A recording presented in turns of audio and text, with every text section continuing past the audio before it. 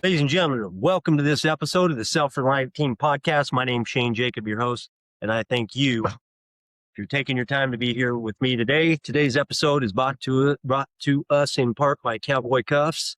Wow.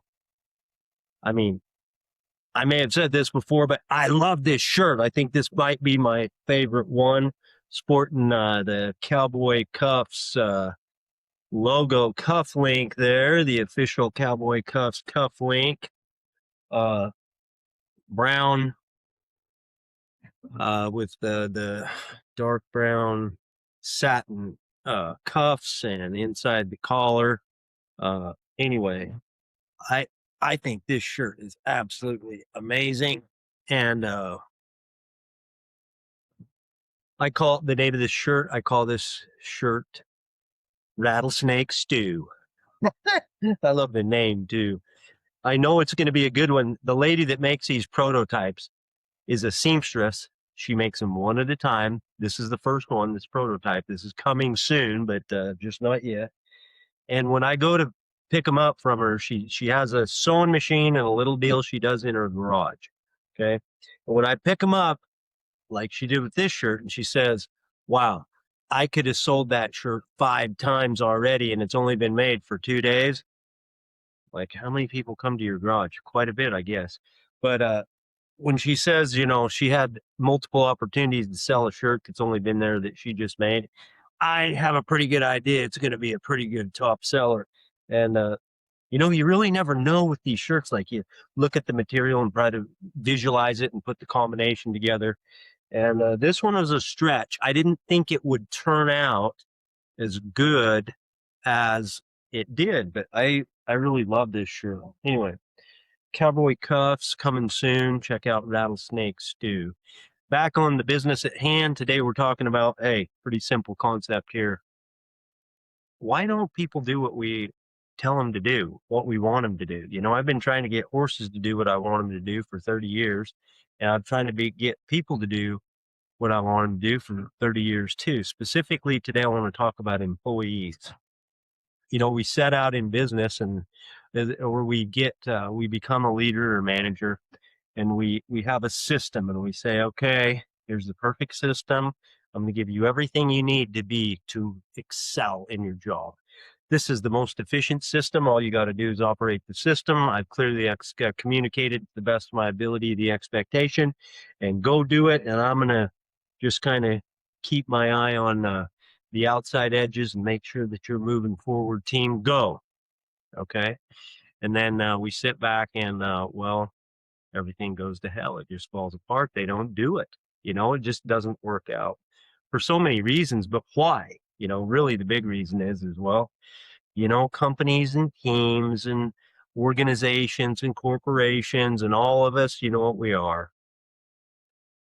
We're human beings. Okay. And we're pretty complicated creatures, and that's the deal. So how can we compensate? It's not compensate for a weakness, but how can we compensate for what we know, for how do we make up for not for what we lack, but how can the manager not make up for? How can the manager give us what we need to actually to excel? Because a system and a way of doing things is only one little piece of it. And it's not the core. It's not, by the way, not the most important part of being a high performance. It is not the most important part of being productive. It's not even close. I've been managing people, my own companies, okay, for over 30 years. And a lot of it, I'll tell you, has been a damn struggle. I have struggled with everything. I've struggled with high turnover, just poor performance, low motivation, unhappy, unreliable people. And, you know, a lot of times when you step into when you finally get a leadership role, or you finally get a management role, or you finally decide to run your own business, you say, wow, now I can, you know, I'm the manager and I'm the leader. I got the power to make things get to drive everything to make sure everything's going to go as good as it does, and then it doesn't work. Okay, it can be kind of frustrating. So, like I said, you build the system, um, and you kind of build the system based on how you would go about doing things. Okay, like I said, you clearly explain it, and then you set clear expectations, and you think people are just going to be able to do it, and you just look at it, and the frustration is why aren't you doing what I ask you to do, man? I mean, what? Why?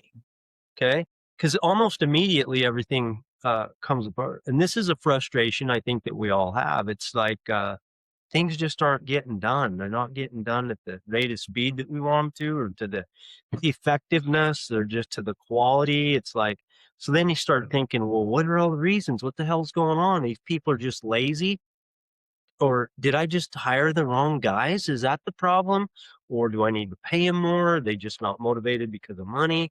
Or then I start thinking, well, the new generation, they don't even understand work. They have no work ethic. That's what the deal is. The younger generation's the problem. It has nothing to do with me, right? Um, and you just try to your mind just goes and tries to figure out all the different reasons why people won't do what you want them to do, and you try to come up with solutions, and I've tried to come up with all so many solutions that don't work, and we try and we try and we try, and that is the struggle of leadership as managers, is simply just getting people to do what we want them to do effectively and productively, and why don't they? So that's what I want to talk about. I in the course of learning how to train horses, okay, and I've been studying and I continue to study. I think this is an important part. I continue to study training horses, and I continue to study uh, relationships with people, how to manage and lead people. What I found with horses is that, you know, horse needs to have a consequence, the same as the people that work for you do. Um, but they're having force or being frustrated and exhibiting that frustration towards people, um, you can't, in order to have a horse that is willing, that you can trust, okay, that'll consistently be there for you, you have to have high respect. Okay, to create a relationship with a horse, it's got to be a respectful one that he understands and one that is respectful. And that is the thing with people. And it's not just respect. The real deal is that we human beings are operating on feelings. And I know that's kind of tough for me to say as a tough guy cowboy, but I'm here to tell you that human beings, all of us, do or don't do, whatever we do or don't do, it's based on how we either feel or think it'll make us feel. We're living our lives on feelings, and that can be a beautiful thing, and it can be a hard thing if you don't understand how it relates to yourself and other people. The more and more you do, the better results that you can get, the more that that we have awareness and understanding of how we operate internally, mentally, is what I'm talking about. um so as I figured out more and more about the relationship that between me and horses, and how much they were keying off me, and how much respect and clear communication. It wasn't just clear communication. That is an important element. Let me guarantee you that. But really, it's the trust factor. Okay. The trust factor is what makes trusting horses. And here's what I was missing with my own companies and my own relationships with employees. Okay. Um, the people, they they didn't feel good. They weren't doing the things they weren't doing what I wanted them to do. Not because they were lazy, or not because a lot of times that they weren't very good at it, or they weren't smart enough, or they weren't skilled, or they didn't have a good enough work ethic, or they're trying to take advantage of this and that. One of the main reasons why I didn't get the results with people in my own companies was I didn't take into consideration how they feel. And if I ever could figure it out, I didn't know what to do about it. Okay. Because I can't, what am I now? Okay. Well, it's how you feel. What the hell am I going to do? I can't control any aspect of another human being, let alone guess how you're feeling and try to control that. Right. So it can feel like you're just trapped and hopeless and not it's just can be extremely frustrating as a leader.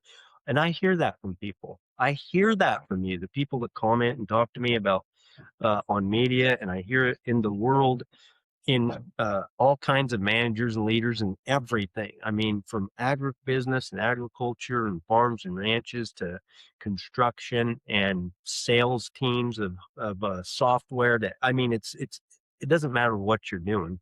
Human beings are still interact, have the same. We all have similar experiences. And I find that to be true with managers and leaders, depending, regardless of what kind of business that they're in. Um, so if it all comes back to how people feel, you know, basically that's how it works. Now, I recently found out about a study that Google did. Google did some research and they studied 180 teams and they were trying to answer one question. What creates the highest performing teams? What does it take for a group of people to be as the best that they can be? Okay. And what they expected that they would find is if they matched up the right people with a group of super high performers already, and they had an experienced, strong manager, and that they provided all the resources and free resources that they needed, that there'd be no reason that they could excel. They thought that's kind of what they were going to expect, that it would be basically who they put with what people they put with what people. Did they have an experienced leader and did they have access to enough resources? And they thought that was going to be the answer of having the highest performing team. And guess what? They weren't even close. They were surprised to find out in this study of, by the way, did I say 180 teams across different areas, different departments, but that wasn't it. Okay. Surprisingly, I believe to them, and certainly it is to me to know, it was when I heard this, it was really what it was for me was validation because this is what I know. Okay. The most important factor that Google found in what they named Project Aristotle is the name of the study. Okay. So you can look that up, Project Aristotle on Google, and you can find out what I'm telling you. They found that the most important factor, okay, of high performing, in order to have a high performing team, is psychological safety. Wow. Psychological safety. So what does that actually mean? Okay. What it means is that people feel safe at the core, at the foundation of it. People feel safe from having their value judged, from having their person, their individuality, how they feel about themselves, what they perceive that you think about them. They feel safe from value judgment. Okay. And what that looks like is that with with a group where there's psychological safety, people feel safe to speak up. They'll make recommendations. They'll give ideas and act on ideas. They won't hide things. They'll be more honest and more open. They'll be more willing to give ideas because they won't be afraid that that they'll feel like they suck if you give them if they give you an idea that you don't like. They're more open to they acknowledge their mistakes easier. They can look at their work more objectively. We've talked a lot about this on this podcast before. They're more open to objectively looking at what needs to change to improve their own work and the work of the teams. They give more ideas. They're not afraid to be seen. Really, that the bottom line is, like I said, they show up at work with a higher trust level because they feel like they're safe from judgment. Okay. And we don't like to feel like other people think that we're certain ways. Did you hear what I said? We don't like to feel like that other people that we think that they think we're a certain way. Okay. A certain way being how they judge our value. Okay. Do they think I'm important? Do they think I'm valuable to the team? Do they think I'm capable? Do they think I'm deficient somehow? Do they think, all the things that we think about when we think about value judgments. Now, I'm not talking about behavior or work judgments. Those are totally separate. Okay. But the way to create the trust and the create the psychological safety is an environment where people don't feel judged. Okay. What Google found out was not only that that was the key to the productive team, but those people in those groups that felt psychologically safe were 19% higher, had 19% higher productivity. Okay. 19% higher productivity, 31% more 31% more innovation, 20%, 27% lower turnover, and 3.6 times higher engagement. Okay. People perform better when they feel safe, not when they feel pressure, not when they're worried about how they're being perceived and what kind of an effect that's gonna have on them. Um, the key the key where this relates to me, Project Aristotle and Google's research was validating for me because it's not exactly, but it's almost identical. The ideas are very close and parallel. My system of judge the work, protect the person, because that is the point of it all, right? Is to create the psychological safety where people can come to work and excel and they don't have all this extra curricular stuff going on in the background. Okay. Where people get to get it wrong and it gets to be okay. Okay. People get to make mistakes. No one's values questioned. We all hold everybody in high regard and with perfect respect the best we can at all times. And we also have when we don't, we have uh, a way of doing things here where we have a policy that we repair. Right? If we ever are judgmental or we make people feel bad, we fix it, and we fix it fast. We repair fast. Um, we deal with behavior. We judge the behavior. We separate the person from the behavior. We protect the person, and we judge the work because the work's important. That's why it's there. And it needs to be judged. We need to look at it open and objectively and improve it because as long as we're okay with constantly improving, let's just say that we do our best and throw it out there and somebody says that's not good enough. We need to do this and that and the other. Instead of me making that mean that I'm not good enough because I did that, okay, I know I'm held in perfect high regard. Just what I did, we need to do different so that we can have a better result at the company. I can just look at it and say, yeah, great. Let me do that. And I'm more willing. See, I don't have the defensiveness. I don't have the shutdown. I don't feel bad. I don't have all this internal negativity going on that prevents me from doing an amazing job at work. And that's why they found the results that they did at Google, that this psychological safety is the key to high performance at work. Huge, big news right here. Okay. We never go after the person. And when you don't do that, and when you create that environment, and there's, certain things that you can do to create the environment where people feel that safety and that because of the trust, then you're going to have a team that's going to a lot of those problems they all go down and some of them disappear. It's not a perfect world, but this is how we actually get more cooperation. You want people to do what you want them to do. Give them a place where they can do it. And think about, if you're the leader, just think of like, where would you like to operate? You know, where somebody was giving you perfect regard and perfect respect and didn't judge you and just looked at your work. Now, this begins with the mindset that the leader, we need to understand and believe that about ourselves. Okay. And that will help speed up the process of people being able to accept and internalize the ideas that we're giving them of judge the work, protect the person. Okay. Because the more that we believe and we live that principle for ourselves, that we come out differently. And people see that. They see it, they experience how we interact with them in the world, and that makes it easier for them to take it on.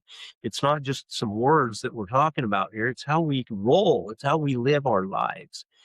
And remember that it's like Brene Brown said about parenting. You know, the same thing applies here. And what she said was, I'm going to kind of paraphrase and apply this to leadership. Basically, the point is the way that we interact, the way that we show up and interact in the world has more influence on the people that we lead than all the philosophies and everything that we know about management and leadership. Okay.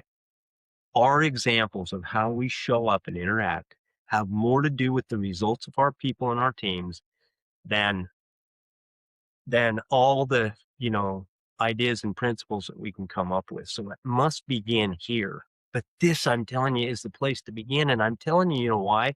Because after 30 years of basically getting my ass kicked, okay, as a leader and a manager, and really trying, going at it and just trying to have high performing, good, happy, cohesive teams that want to work together and that can operate and just be high functioning and not having a lot of good results for that vast majority of the period of time. I'm here to tell you, this is where the results are. The results is to first look at yourself and then to live that way and apply it inside of your teams. To apply it, meaning create the space, can create the environment where people understand that they can be safe. People start speaking up instead of shutting down. They take ownership. They're accountable. They bring the ideas. They stop defending themselves. They have more engagement. Turnover goes down. Performance goes up, and trust shoots up fast. Okay, and what that this isn't about being nice. When I say being respectful, it's not just about being kind and showing kindness, which I think we should all be kind and show kindness. And it's not just it's a tone. Again, respect means that that uh, that we don't judge each other's value here. I don't think that you're a certain kind of way because of anything you've done. Okay, I think you're a human being because of whatever you've done, and you're an imperfect human being that did either great work or did not very good work or somewhere in the middle, just like I do, and just like everyone else does. Okay. And that doesn't mean anything about my worth, what kind of a person I am, my value. I'm saying all those things so that to try to be descriptive enough that when I say value judgments, it means your worth as a human being, how important you are, how much value you have, how much worth you are. Okay, as an individual. And what, again, the separation means is there's things that we do and there's who we are. And the things that we do don't need to impact who we are, even though that is not the way that we've been wired. I have never met and I don't expect to meet anybody who has ever taught or wired or learned that it was automatic to not have the things we do mean something about who we are, about our value as a human being. That's just the way we roll. We're taught that. We're taught to believe that the things that we do determine our value in the world, our value, like in comparison to other people, and just like how good of a person we are. I like to say, like to measure yourself like the peanut butter falcon. I forgot the kid's name in the movie. I love that show, the peanut butter falcon. Check it out if you haven't seen it before. It'll make you laugh and cry at the same time.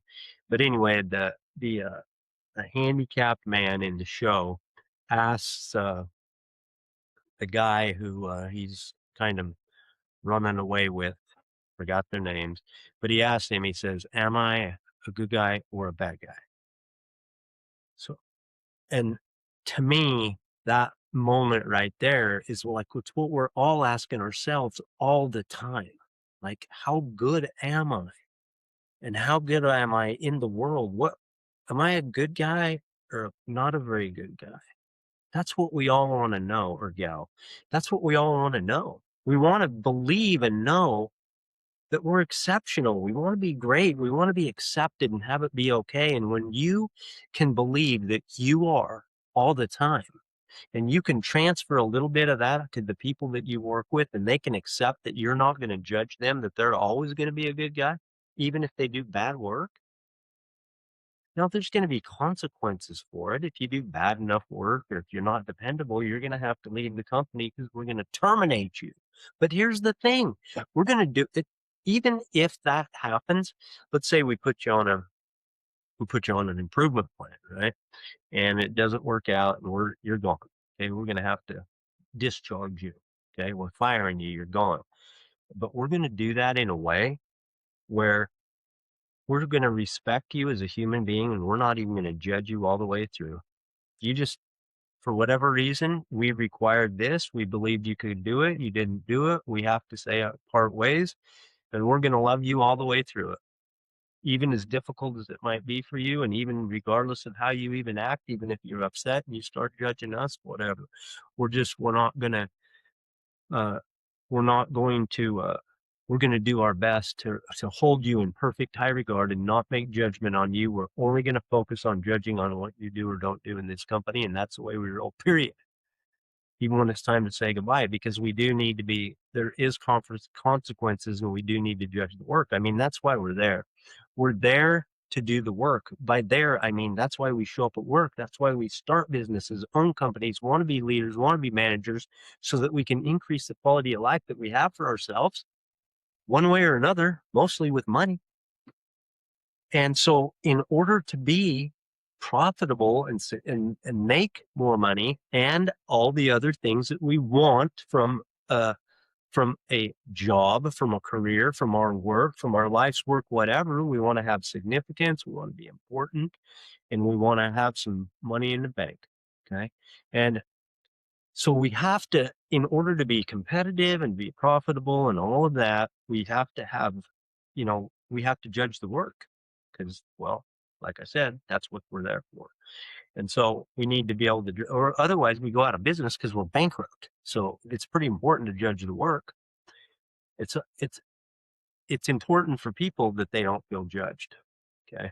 And that is what creates the psychological safety. And according to Google, and by the way, they're not the only ones, that's not the only piece of research about psychological safety, but to me, this is a very recent and very relevant bunch of research. Okay. What you do has nothing to do with your value, my friends. Nothing. You can choose to make it mean something about you. Okay. You can choose to do that if you choose to, and most people do, and I did for most of my life, but I'm really working on an ongoing basis, having what I do not affect my value. And guess what I found? A lot of times you could look at that and say, well, where's the incentive to do well if it doesn't mean anything about you? It means something. It just doesn't mean anything about my value. Okay. And what I've found is the more that I solidify this belief, the more that I internalize it and live it and project it into the world, the more that I actually want to do better in my work, in my doing, okay, in my actions. I get better at my doing when I separate my value from it. And I think that you'll be the same with you. And I know find the same to be with the people that you lead. Okay. There is nothing that you're going to do, nothing. And there's nothing that you're not going to do. And there's nothing that's going to be done to you or anything that's going to happen to you that can ever change your 100% priceless inherent worth. Now, most of us spend most of our lives trying to prove our worth to ourselves, to prove that we are that good guy and not a bad guy or gal. We spend most of our lives trying to prove our worth to ourselves and to the world. We waste more time and more energy and sometimes hurt a lot of people in the process trying to prove something that wasn't even up for debate to start with. You can choose today. If you choose to do so, you can choose right now to have everything that you've done and everything that you've not done and everything that's happened to you in any way and everything that you're going to do, and everything that you're not going to do, and everything that's going to happen to you in the future. You can choose to have none of that have anything to do with your worth, with your value as a soul. And you can make that decision today, and you can practice thinking it, and you can practice living it. And here's how it works. Okay. Here's how it works. I catch myself being defensive. I catch myself feeling a certain way that doesn't feel good. I look at it and I say, what am I making either what somebody else did or said mean about me? Or what am I making what I have done or said mean about me? Okay. And if I'm making something, here's me and here's what I do. And here's me. And over here with what I do is also what other people say and do. And then when I recognize a feeling in me that doesn't feel good, or I'm having conflict in the relationship, I take a look and I become aware of what either I'm doing or somebody else is doing. And I say, what am I making that mean about me? Because I'm not making it, what I'm making it mean doesn't feel too good. Okay. And when I'm able inside my own mind to separate who I am and uphold to myself my own value and objectively look at what I do and don't do and what other people do and don't do, that is the foundational key, my friends. I'm telling you, this is a big deal. Okay. There is nothing that you're going to do or not do is going to happen to you or it's going to have any impact on your value whatsoever. And the more that you come to internalize that, the better life you're going to have. And that's just a damn fact. You're going to, and here's the big key, like I've said before, a lot of times on this podcast, the more that you're going to be able to have and to gain the capacity to give and love the people that you care most about, and the more ability you're going to have to reach your potential and make the contribution in this world for the time that you're here to do it. I believe that with everything in me. Okay. People have free will and we're all going to do what you're going to do. But when you lead this way from inside yourself and have these fundamental beliefs that you can choose to have and choose to start thinking, you can create a belief by practicing thinking it. Okay. That's the beginning of it. You're going to have more cooperation with your teams, less resistance, better performance, and stronger relationships with the people that you work with every time. Okay. Hey, if you're tired of dealing with same people problems uh, that I had, or if you're just tired of if you're tired of dealing with people problems over and over again, and you can remember that's what I do. I show people and teams how to handle feedback, accountability, and performance without turning it into a personal issue. You can book me for speaking or training. Check us out at shanejacob.com. Thank you for being with me. Remember, my friends, your value is non-negotiable.